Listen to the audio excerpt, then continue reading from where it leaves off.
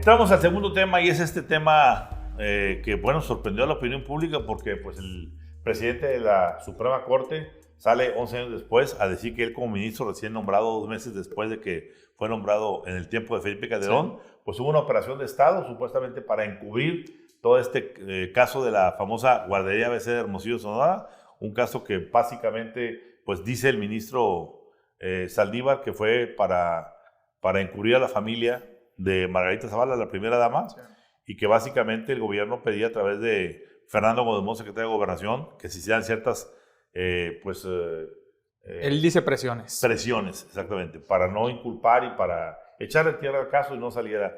Pero hay muchos de nuestros públicos que no conocen qué pasó, y en esta guardería donde fue un asunto sumamente trágico, fue la gran tragedia, fue, digamos así, el Ayotzinapa de Felipe Calderón, donde de una u otra manera, ahí de una manera también muy dramática, desaparecieron, murieron 49 inocentes, de una manera muy trágica, y no fue un asunto aparentemente casual. Dicen que fue un crimen de Estado, yo me atrevería a decir que fue un accidente de Estado. ¿Por qué? Porque supuestamente en ese momento el gobernador de Sonora, Eduardo Burr Castelo, sí, un personaje del priismo muy importante, en un estado priista muy importante, pues básicamente ordena a su secretario técnico de nombre Carlos Lam Félix, le ordena que pues hay que desaparecer algunos archivos por cosas que están ocurriendo, papeles que tienen que no estar ahí exhibiéndose y demás. Y este secretario técnico, Carlos Lam, pues le llama a un amigo que él tenía, un amigo que era su amigo también incluso de parrandas, ¿sí? Un personaje ahí medio oscuro llamado Carlos Andrés López Mesa, mejor conocido como el Teniente.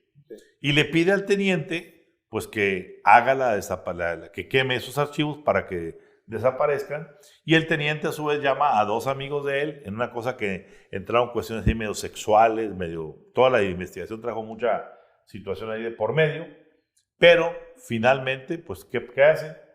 Pues queman los archivos, los queman de día, era una gran bodega, sí, donde la mitad la tenía la guardería y la mitad la tenía ese archivo del Estado, y al prenderle fuego a los papeles, pues se prende fuego toda la bodega y mueren los niños. Es decir, esto se supone que debe haber sido un incendio de noche para consumar y perpetrar lo que se había solicitado, sí, ilegalmente, claro, obviamente, pero se hizo de día, fue una doble torpeza mayúscula, por eso digo accidente de Estado. No era que alguien quiso cometer el crimen, sí, ¿no? El crimen sería más bien el encubrimiento del accidente. Exactamente. ¿Qué pasa a raíz de eso? Pues que a las pocas días, creo que un par de semanas después de que ocurrió esto, el famoso Teniente aparece asesinado. Así es. Balazos en la cabeza y en el tórax. Y se desaparece el perro. Muerto el perro, se acabó la rabia y se corta la línea que llevaba la investigación. Finalmente, pues pasa lo que pasó, que fue nada. Quedó impune completamente el caso de la guardería ABC. Durmió el sueño de los justos y los padres, con el inmenso dolor que tenían, se quedan esperando justicia, igual que pasa con el Ayotzinapa. Así es. ¿Y qué sucede ahora? Pues la pregunta es, 11 años después, el ahora presidente dice, yo quiero decir todo lo que sé y quién me presionó y cómo lo hicieron y todo el asunto. Y exhibe básicamente pues, a un presidente, Felipe Calderón, operando en favor de su esposa para que operaran en favor de su familia, que presumiblemente una prima de Margarita era la que operaba esa guardería. Margarita niega que el parentesco del lado Martín del Campo. Y pues hoy se establece que se vuelve a cambiar, se vuelve a girar en este momento la agenda. Claro. Ya no es la Casa Gris, ya no es el penacho de Moctezuma, ya no es la bronca con Loret, ni con Aristegui, ni con Krause, ni con los empresarios, ni con Estados Unidos, ni con Panamá, ni con los españoles. Ahora es el asunto de la guardería y Felipe el encubridor. ¿Qué opinas, Bernardo? Pues creo que tenemos que entender qué está sucediendo en el contexto de la Suprema Corte y dentro del Poder Judicial. El personaje que emite estas palabras pues es el ministro presidente Arturo Saldívar, quien ha llevado a cabo un discurso similar al del presidente López Obrador, en el sentido que ha denunciado la corrupción dentro del Poder Judicial. Es algo que ha estado reiterando en los últimos 2 años y ha sido el aliado del presidente dentro de la Suprema Corte. Ahora vemos que también adopta una de las estrategias mediáticas del presidente, que es tomar la agenda antes de que la agenda se vuelva en contra de él. ¿Por qué digo que se puede volver en contra del ministro presidente? Porque hay 2 denuncias por corrupción, denuncias anónimas por corrupción que tocan a 2 de sus colaboradores más cercanos. Y en este contexto y en el contexto que ya se va a acabar su mandato, el ministro presidente saca este tema que, digamos, todos queremos saber qué pasó con la guardería ABC, todos queremos que los responsables rindan cuentas, pero pues sorprende, ¿no? Que 10, 11 años después de este suceso, ahora se vuelva tema de discusión pública.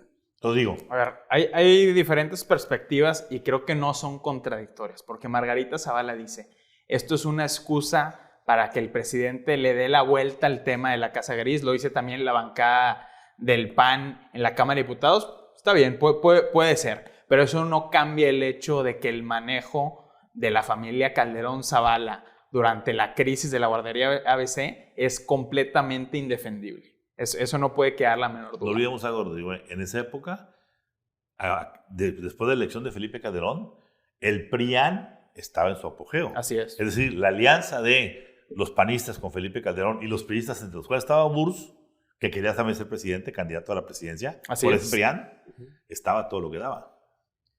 Así es. Y esto nos lleva a hablar de 2 cosas actuales. Una, como bien lo dice Bernie, de la situación de qué es lo que está pasando en el balance de poder en la Corte, porque la Corte siempre lo ha sido, pero hoy más que nunca está fuertemente politizada. A ver, estamos viendo investigaciones desde la Fiscalía General de la República en contra del expresidente de la Corte, Luis María Aguilar. Estamos viendo también que se tienen que excluir de ciertas decisiones la ministra Loretta Ortiz en el caso de Pío López Obrador. Estamos viendo diferentes ataques cruzados en la prensa. ¿Y por qué está sucediendo esto? A ver, al inicio del sexenio de López Obrador, digamos que la Suprema Corte de Justicia estaba en otras manos. Fue la boda de la hija del abogado Juan Collado, que digamos que era uno de los grandes abogados influyentes de este país. Acudieron 4 ministros y exministros de la Suprema Corte de Justicia en ese entonces. Imagínate el grado de influencia que tenía el entorno y el despacho de Juan Collado en ese entonces. Y eso es parte de lo que dice Arturo Saldívar, porque dice Arturo Saldívar, a mí nadie me puede negar que aquí había abogados, cabilderos e influencias del poder político y el poder económico operando en la Suprema Corte. ¿Quiénes dice él, perdóname, recuérdanos, quiénes dice el ministro Saldívar que fueron los que se opusieron a hacerle caso a Felipe Calderón y a Montt? Olga Sánchez Cordero. Olga Sánchez Cordero, claro.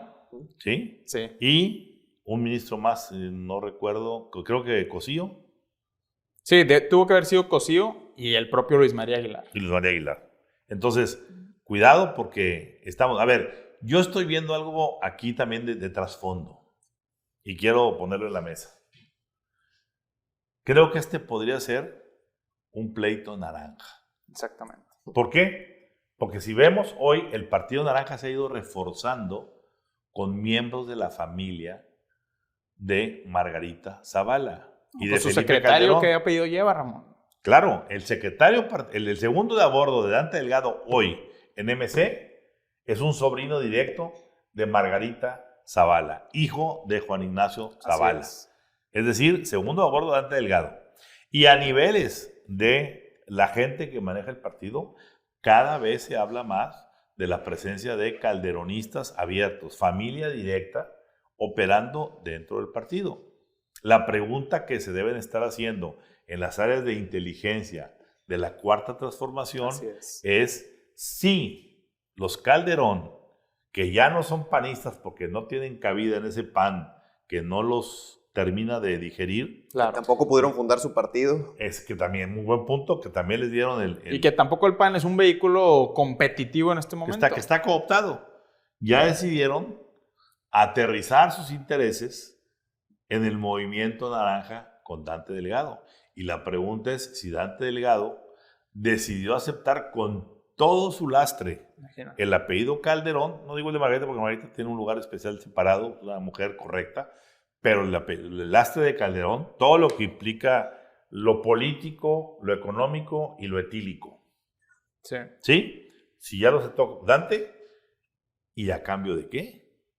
Porque que llegue de pronto un muchacho y estarle como segundo de a bordo, por encima de todos los que han ayudado antes a hacer el Movimiento Naranja, híjole, segundo round de este mes, que dicho sea de paso, aquí hay que decirlo, creo que Dante hizo muy bien en terminar de bloquear la llegada de Palazuelos a candidatura de gobernador por MC en Quintana Roo. Pero es más fácil bloquear a un Palazuelos que bloquear a un Calderón. Ajá, ese es un punto importantísimo.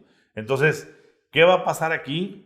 Pues yo creo que primero es otro tema distractor, otro tema que pasa por el hecho de irse contra el enemigo público número uno del presidente. ¿Por qué es el público número uno? Bueno, y se va con dos. Te voy a decir por qué.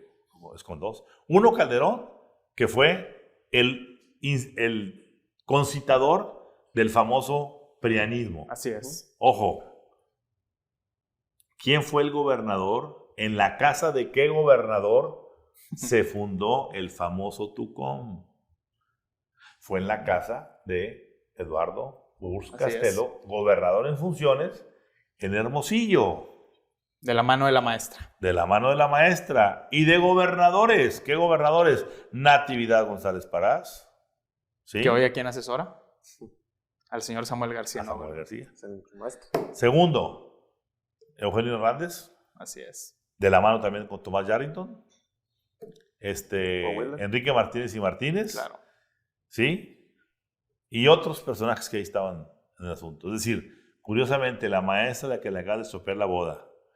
¿Sí? Ahora Eduardo Bursch le dicen, hey, se revive el caso de la guardería, vamos a abrir el expediente y va inevitablemente a salir el caso del secretario técnico, la llamada telefónica grabada que está ahí. Claro.